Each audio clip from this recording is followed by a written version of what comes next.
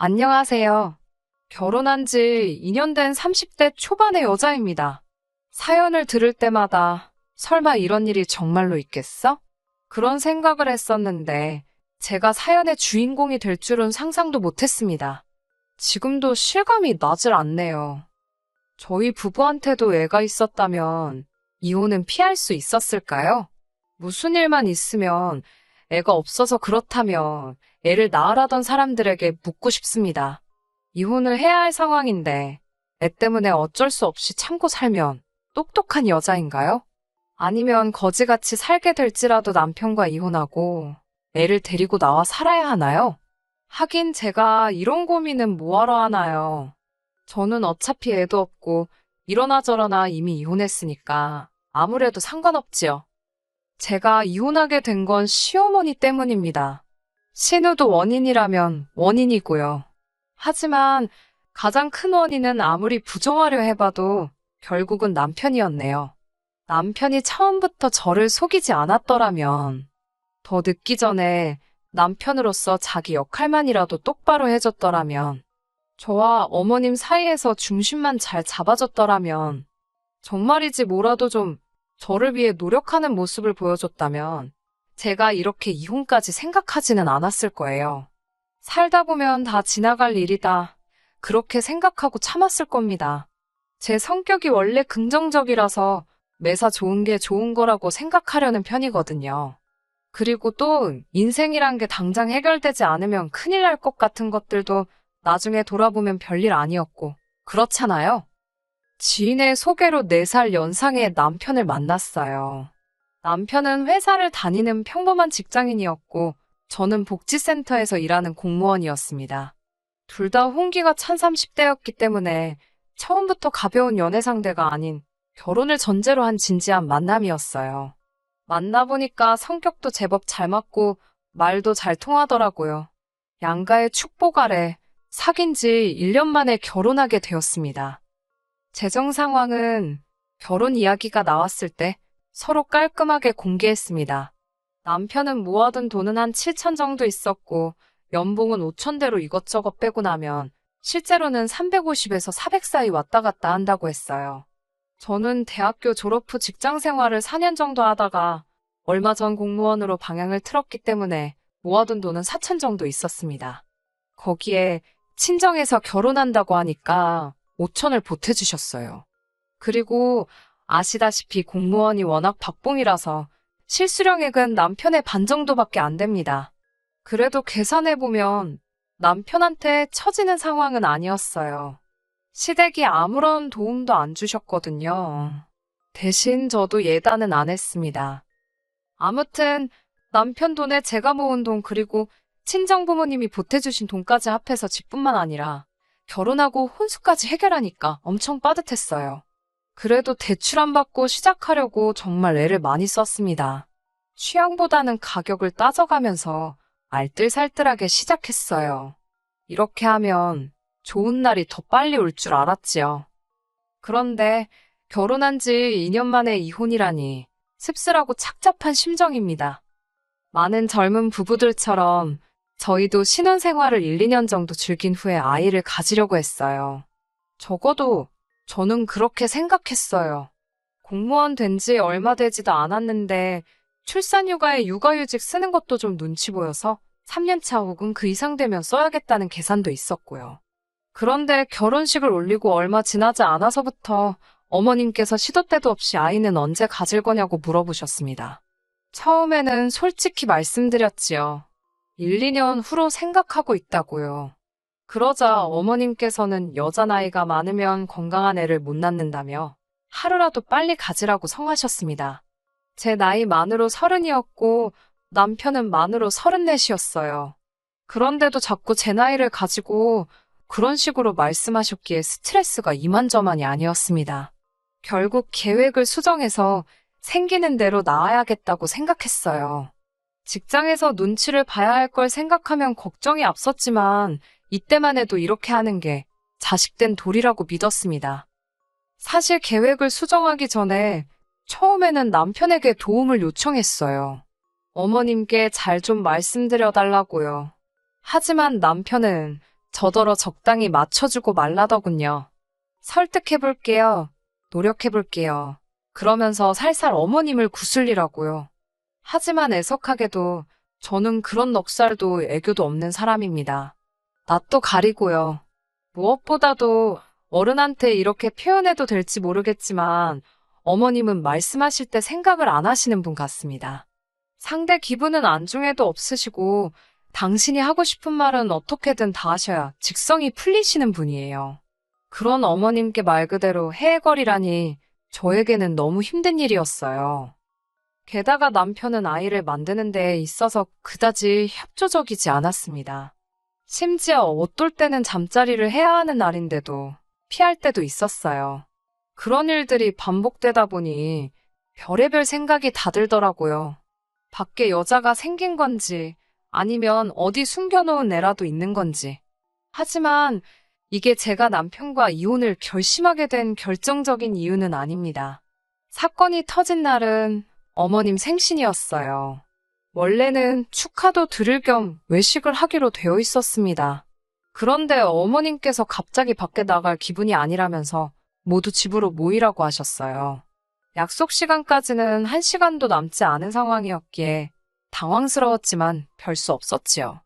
그렇게 시댁에 도착하니 어머님께서 갑자기 저더러 솜씨 발휘를 해보라 하더군요. 솜씨발이나마나 냉장고에 뭐가 있어야 해보지 않겠어요? 냉장고에는 묵힌 건지 섞인 건지 알 수 없는 장아찌와 나물 반찬만 넘쳐나고 있었습니다. 그러다 냉장고 구석에서 두부 한 모를 찾아서 두부조림을 하고 냉동고에서 얼어있던 갈치 몇 토막과 고등어를 찾아 구웠습니다. 미역은 찾았는데 소고기는 안 보이더라고요. 남편에게 미역국 좀 끓이게 가서 소고기 좀 사오라니까 귀찮다며 대충 하랍니다. 신우도 그냥 조미료 한 스푼 더 넣으라고 그러면 소고기 넣고 끓인 거랑 똑같은 맛이 난답니다. 저는 속으로 무슨 자식들이 이 모양인가. 시어머니도 복도 지지리도 없네. 그런 생각을 했어요. 식사 준비를 마치고 이제 상을 차리려고 하는데 시어머니가 아직도 멀었냐며 소리를 치셨습니다. 안방 앞에서 거의 다 됐다고 말씀드리고는 돌아서는데 들릴 듯 말 듯한 목소리로 뭐라 하시더라고요. 느려터졌다는 뭐 그런 이야기를 하시는 걸 보니 왠지 저 들으라고 하시는 소리 같았어요. 그 순간 짜증이 확 밀려오더라고요. 왜 나만 이렇게 땀을 뻘뻘 흘리고 있는 거지 싶어서요. 솔직한 말로 어머님이랑 저랑 무슨 사이인가요? 남편만 없으면 남이나 마찬가지잖아요. 그런데 정작 어머님 배 아파 낳은 자식들은 가만히 있고 저만 왜 이러고 있나 싶더라고요. 하물며 신우 남편도 아무 일도 안 하고 있었는데 말이에요. 생각할수록 울컥하고 목구멍으로 뭔가 차오르는 기분이었어요. 괜히 눈도 시큰거리는 것 같고. 저는 하던 일을 멈추고 거실로 나가 남편한테 잠깐 부엌으로 가자고 했습니다. 남편은 신나게 낄낄거리면서 TV를 보다가 아쉬워하면서 무슨 일이냐며 저를 따라왔어요. 제가 남편더러 내가 음식은 다 했으니까 상 차리는 건 직접 하라고 했습니다. 그러자 시작한 사람이 끝을 내는 게 낫지 않냐. 시어머니 생일상은 원래 며느리가 챙기는 거다와 같은 근거 없는 헛소리를 하더라고요. 떠드는 남편 앞에서 저는 앞치마랑 고무장갑을 벗어놓고 창고로 쓰이는 작은 방으로 들어갔습니다. TV 소리도 듣기 싫고 시댁 식구들 그림자도 보기 싫어서요. 남편더러 준비 다 되면 부르러 오라고 했습니다. 그러자 어머님이 저를 뒤따라 오셔서는 저더러 뭐 하자는 거냐고 물으시더라고요. 그래서 남편에게 어머니 생신상을 차려볼 수 있는 기회를 양보했다니까 세상이 말세랍니다. 아들이 어머니 생일상 차려주는 게 말세냐고 되물으니까 됐답니다. 저랑 말도 하기 싫으시대요. 치사하고 더러워서 제가 만든 음식은 안 드신답니다. 그래서 마음대로 하시라고 했어요. 안 드시긴 뭘 안 드시나요? 밥 한 술에 싫은 소리 한마디씩 반참 삼아가며 맛있게 드시던걸요. 오히려 저야말로 밥맛이 뚝 떨어져서 몇 숟갈 뜨다 말았습니다. 식사를 마친 뒤 과일을 먹자며 거실에 모여 앉았는데 뜬금없이 아이 이야기가 나왔습니다. 어머님은 왜 애가 안 생기냐면서 저희더러 거시기는 하냐고 물으시는데 어찌나 민망하고 그런 질문을 받는 제 입장이 청승맞던지요. 그 자리에는 참고로 남편보다 2살 많은 신우와 신우 남편도 있었습니다. 이럴 때 남편이 나서서 저를 대신에 한마디라도 해주면 좋을 텐데 남편은 꿀먹은 모마냥 입을 딱 다물고 먼 산만 바라보고 있더라고요. 제가 왜 그런 이야기를 이런 자리에서 하시냐니까 쪽팔린 줄은 아냐고 그러십니다. 어머님은 여자가 남편 하나 못 잡아뜨리냐며 저더러 마누라로서 직무유기랍니다. 그러다 남편이 바람나도 저는 할 말이 없다고요. 그런 소리를 듣는데 솔직히 제정신일 여자가 몇이나 될까요?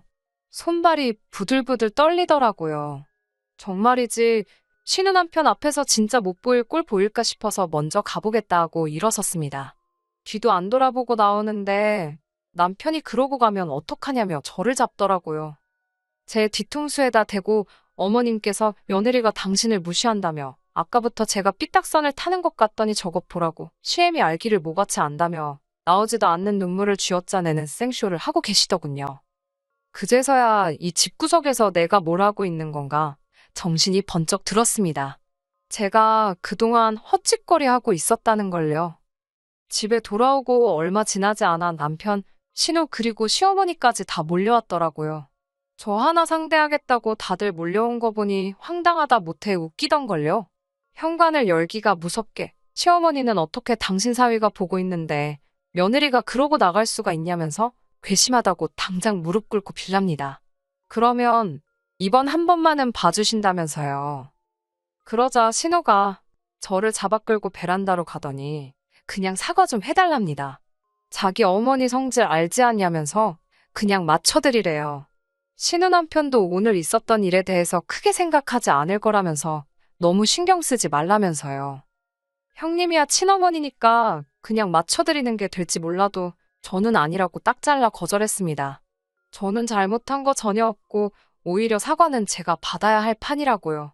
나이 드신 어머님한테 무릎 꿇으란 소리는 안 하겠지만 저도 이번만큼은 제대로 된 사과를 받아야겠다고 했습니다. 그러니까 신우가 대번에 저더러 적당히 좀 하지 자기까지 이렇게 나서서 중재를 하는데 그걸 꼭 따박따박 시시비비를 가려야 직성이 풀리겠냐며 짜증을 내더라고요. 그러더니 자기도 이제 모르겠다며 신경질을 부리더라고요. 참다 못한 제가 결국 신우한테 가뜩이나 머리 아픈데 보태지 말고 제발 그냥 그만 좀 하시고 일단 집에 가시라고 했어요. 신우도 저더러 후회하지 말랍니다. 어머님은 당신 뜻대로 제 사과를 못 받아서 화가 나셨는지 제 꼴도 보기 싫다며 당신 죽으면 무덤에 나와서 올라고 악을 쓰시더라고요.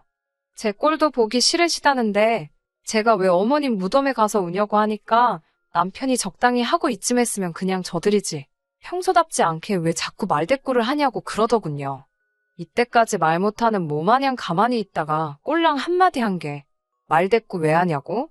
남편한테 쓸모없고 도움도 안 되는 인간이라고 막말을 퍼붓고는 등 떠밀어 어머님이랑 같이 집에서 내보내버렸어요. 아무리 생각해도 분이 안 풀리더라고요. 하다못해 남편 뺨이라도 한 대 칠걸 하는 후회가 밀려왔어요. 도무지 이 화를 풀 방법이 떠오르지가 않아 평소에 남편이 주로 쓰던 방에 들어갔습니다. 방을 둘러보니 남편이 아끼던 여러 가지 물건들이 눈에 띄더라고요. 마음 같아선 다 때려부시고 싶었는데 잠깐이나마 다시 살려면 행여나 내 돈 들어갈까 싶은 생각에 고민이 되었습니다. 이런 순간에도 머릿속에서 계산을 하고 있는 제 자신이 참 초라하더군요. 결국 에라 모르겠다라는 심정으로 컴퓨터고 뭐고 집어던지는데 키보드 밑에서 접혀져 있던 서류 하나가 눈에 띄었어요. 중요한 서류라서 숨겨둔 것 같더군요. 그 서류를 열어보고 정말이지 다리에 힘이 풀려서 주저앉고 말았습니다. 서류는 어떤 검사의 결과지였습니다. 적힌 이름과 병원을 보니 남편이 저 몰래 비뇨기과에서 검사를 받았더군요. 그런데 그 결과가 충격적이었습니다. 남편에게 문제가 있었더군요. 불임이었습니다. 하지만 제가 더 충격을 받았던 이유는 바로 검사 날짜 때문이었어요. 결혼 전에 이루어진 검사였습니다. 남편은 처음부터 자기가 임신할 수 없다는 걸 알면서도 저에게 말하지 않았던 거예요. 게다가 그렇게 제가 어머님에게 수모를 당하는데도 모른 척 했던 거고 배신감에 치가 떨린다는 게 어떤 건지 알겠더라고요. 더 할 말이 없었지요. 그 종이 들고 바로 시댁으로 향했습니다. 시댁에 도착하니 신우가 그렇게 뻗팅긴 것 치곤 너무 빨리 온 거 아니냐며 한껏 빈정거리더라고요. 지 동생이 어떤 상태인지도 모르고 까불거리는 게 웃기지도 않더라고요. 어머님께서도 일단 현관에서 무릎 꿇고 사과부터 하고 신발 벗으랍니다. 저는 보란듯이 신발도 벗지 않고 집 안으로 성큼성큼 들어갔어요. 어머님이 저에게 삿대질을 하시면서 미쳤냐고 그러더라고요. 남편도 저더러 실성을 한 거냐면서 당장 신발 벗으라고 난리였습니다. 제가 이 서류 뭐냐고 남편 얼굴에 검사 결과지를 들이밀었습니다. 처음에는 뭔지도 모르고 뭔데 이 난리냐며 한 대 때릴 기세로 다가오던 남편이 제 손에서 결과지를 낚아채더니 이거 어디서 찾았냐면서 얼굴이 하얗게 질리더라고요. 왜 나를 속였냐니까 좀 전까지 핏대 세우던 인간은 어디 가고 또 입 딱 다물고 아무 말도 하지 않더라고요. 어머님은 도대체 무슨 상황이냐면서 남편더러 손에 든 것 당장 이리 가져오라고 하셨습니다. 남편은 그래도 쪽팔린 건 아는지 그걸 숨기더라고요. 그러니까 보다 못한 신우가 도대체 뭔데 갑자기 찍소리도 못하냐면서 그걸 또 남편 손에서 뺏어갔고요.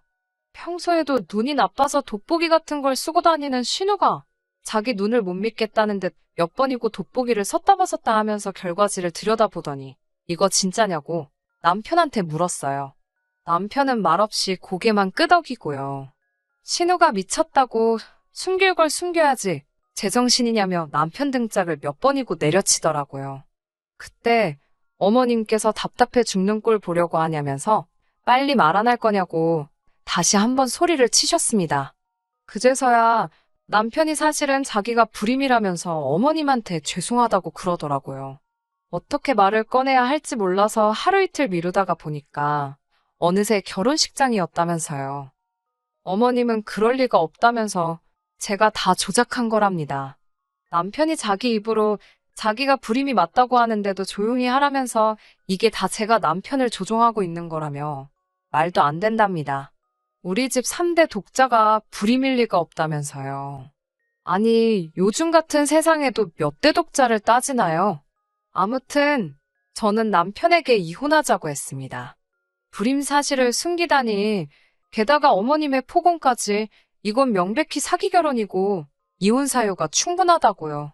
그러자 남편이 저를 사랑하는 그 마음만큼은 진심이었답니다.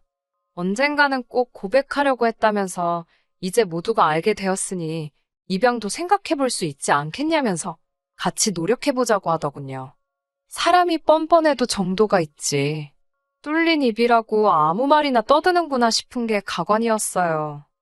어머님은 그제서야 저더러 그동안 당신이 말을 심하게 했다면 미안하다면서 나중에 저도 자식 낳아보면 알 거랍니다.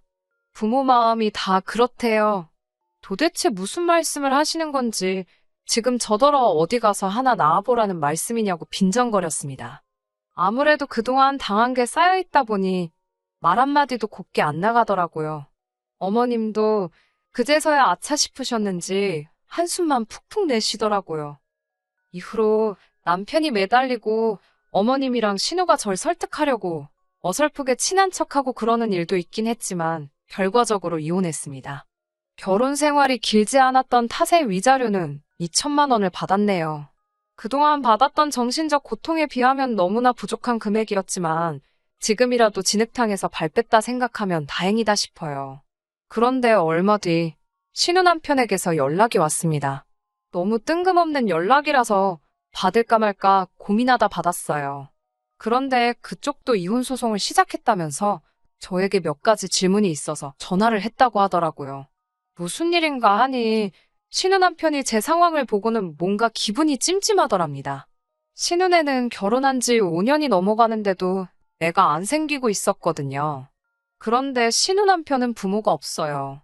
한마디로 신우는 시댁이 없고 그 말인즉슨 신우한테 애 가지라고 구박하는 사람이 없었다는 거지요. 신우 남편은 어디 가서 말도 못하고 혼자서 애간장만 태우고 있었나 봐요. 그러다 결국 저희 상황을 보고는 이대로는 안 되겠다 싶어서 방강제로 신우를 병원에 데려가 같이 검사를 받았대요. 그런데 세상에 젊어서 무슨 일이 있었던 건지 의사 말이 신우는 애를 더는 못 가질 거라고 했답니다. 저희 남편은 그나마 무슨 염색체 이상으로 인한 신체적 결함이었는데 신우는 차마 입에 담기도 민망하고 추접스러운 이유였어요. 신우랑 시어머니는 신우 남편 앞에서 그래도 조강지처를 벌이는 법이 어딨냐고 울고짜고 난리였다는데 결국은 더러워서 못 살겠더랍니다. 그래서 이혼한다고 푸념을 늘어놓더라고요. 정말이지 살다 보니까 별일을 다 겪고 별꼴을 다 봅니다. 정말 그 집 구석 어떻게 됐으려나 모르겠어요. 이래서 사람은 항상 마음을 곧게 쓰고 말도 곧게 해야 하는 것 같아요. 앵무새 마냥 매일 손자 타령하던 우리, 아니 전 시어머니, 이제 어쩌면 좋을라나요? 끝까지 들어주셔서 감사합니다. 오늘의 사연은 여기까지입니다. 구독과 좋아요, 알람 설정 부탁드리고 더 좋은 사연으로 다시 찾아뵙겠습니다. 감사합니다.